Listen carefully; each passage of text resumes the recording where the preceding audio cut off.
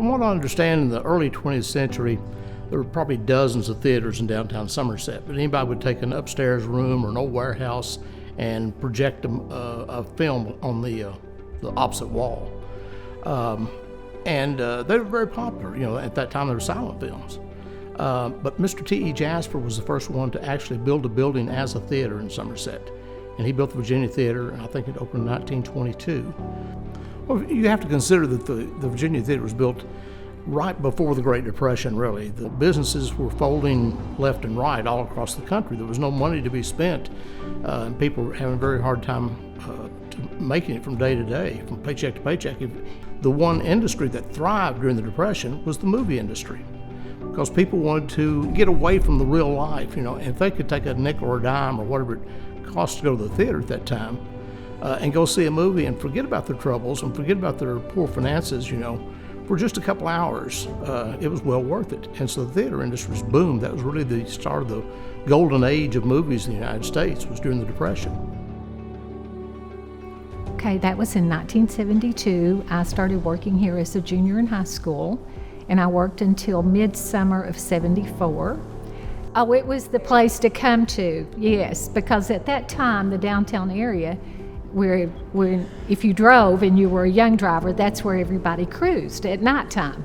So my job was, I was in ticket sales, and so of course that's torn down now, but the corner booth there, so I could sit in that booth and watch everybody, and they cruised for hours, so that you knew who was dating who and who shouldn't be with who.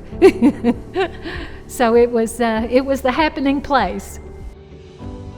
From my earliest memories, we always sat up in the balcony, and that's all that we knew. And then as we got older, we started noticing a difference, and wondered why we didn't sit downstairs or couldn't sit downstairs. But I can remember the colored bathrooms, the colored drinking fountains. And I think the first time that we were able to sit downstairs in the Virginia, Nellie was probably 16, I was probably 18, and we double dated with a Ronnie Ingram and a Sherry Holt, and we sat downstairs, and it was on a Saturday at a matinee, and those are some of the memories I have. I can still smell the popcorn. Every Saturday it was a must. We always came down to watch the Saturday afternoon matinees, and it wasn't always just Westerns, but all the kids would be down in the front of the theater, and all my friends, and maybe 100 or 150 of us would fill the theater every Saturday. For night times through the week and on weekends, a lot of young people, that was their first date. It was a fairly popular date, was to go to the theater in those days. We didn't have HBO.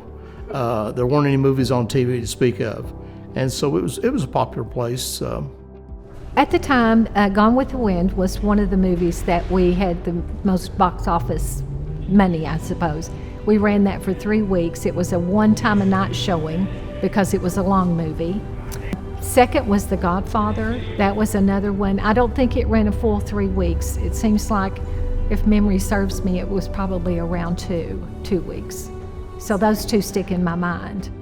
Oh goodness, it was awesome. They were lined up on both sides to come in, and they would somewhat meet in the middle there, and then they would take turns. People were cordial to each other, at that time. So there was no fights out there over getting the ticket. Of course, once he counted the tickets, and once the auditorium was full, then we've had nights that he would have to have turned people away.